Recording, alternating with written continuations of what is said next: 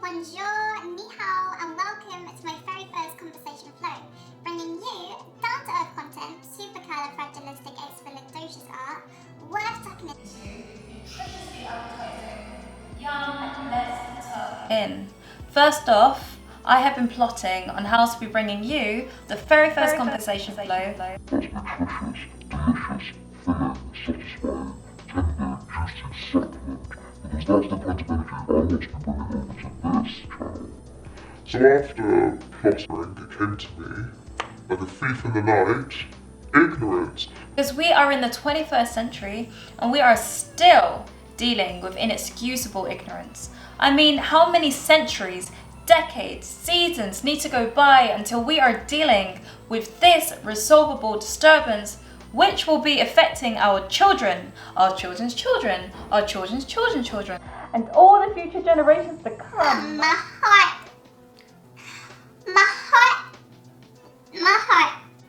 I'm tripping and all sorts. So what exactly is ignorance? Lacking knowledge, awareness, choosing to remain cognitively dissonant irrespective of the resources and technology that we now have available to us in this day and age. In this very first Conversation Flow, I will be breaking down several effective tools that I have personally found effective, and of course, if there's anything you feel I may have left out, then please let me know in the comment section below. So let's get started. First off, love to learn. The best example I can use is this. Just the other day when I was in the supermarket, this 3-year-old girl was going around the fruit and vegetable aisle, naming every fruit and veg that she could see. And for anything that she was unfamiliar with or she just simply didn't know, she was turning to her parent or guardian for the answer. And I just thought that was so sweet. And that just did something to my heart. I felt my heartbeat just go. It was lovely. It just took me back to what we was like when we had that child spirit, always remaining inquisitive. We longed, we seeked, we yearned to discover it, to find it. We weren't afraid of getting our hands dirty and going wild and allowing ourselves to explore and express ourselves, express our emotions and be true to who we were. Loving to learn is one of the most attractive qualities that many of us lose along the way. Loving to learn excludes you from ignorance because you are allowing yourself to just be nurturing and understanding and empathetic. When you love to learn and you remain childlike and you keep that innocence, it's a massive sign that you are just simply humble and open and receptive to others. If we can go back to just having that childlike heart and always wanting to just learn and be curious and inquisitive, we can use that and apply it to every area within our lives. Loving to learn is simply about embracement, fulfillment, acknowledgement, and bringing your mindset to a whole new realm.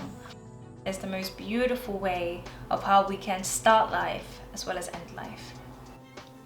Which now leads me into my second most effective tool on how to deal with ignorance, which is learn to learn. For people that become a couch potato and they no longer want to travel or venture out, meet new people, discover new ways of living, discover new aspects of life, slowly start to cripple inside because they can see that they are getting swept up into a rugged way. Having that repetitive nature means that they are just listening to people that resemble them, absorbing the same patriarchal views, streams of propaganda that doesn't challenge them or allow them to just think more effectively. When you learn to learn, it means becoming a student again. But this time round, a student of life. Disciplined, self-motivated, willing to communicate, team build, teamwork, but not only that, adaptability and flexibility is one of the two most powerful aspects when learning to learn. It will also require for you to start doing things you don't usually do. Fearing the unknown, and sometimes the most fearful experiences end up being the most blissful. We will see that it is so rewarding and beneficial, not only to us in this present day, but also to our future selves and our offsprings and all people around us.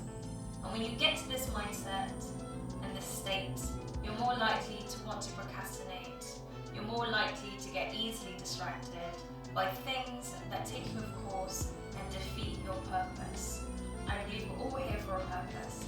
And the moment we tap out of a higher being, a higher consciousness, and just decide to waste our precious time here on this planet, we are simply not doing anything anymore that will bring us value and help us in pursuit of our happiness. Really taking chances and exploring new opportunities and possibilities.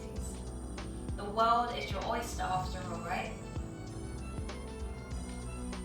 Learning to learn is about ending repetitive ways and habits and simply going back to your student mind, willing to just learn new things about yourself, about others, and having all those qualities it took to embody that nature. Taking your mind out of comfortability and doing something that's going to completely throw you off the edge, facing your fears, facing your demons. And that brings me in to the third effective tool on how to roll off the drums, on how to deal with ignorance, which is unlearn what you've learned. Unlearning what you've learned is all about changing your neural pathway, because many who have grown up with parents or guardians that had their best interest at heart, unfortunately may have also grown up with parents and guardians who had their best interest at heart but didn't always do what was right by them. This is because they were also once that child that was very conditioned and brainwashed, and they are then passing that on to their future generations and the people within their world. This becomes very detrimental within the household, but unfortunately that state of living is very, very, very, very, very tormenting, because it doesn't allow for you to just reach your full potential and meet new people, engage in new things, and just explore different ways of how you yourself can just flourish. And learning what you've learned will be extremely challenging and difficult. You will face many difficult hardships. Everything you believed in may have been misconceptions that served you no value and bring you no purpose.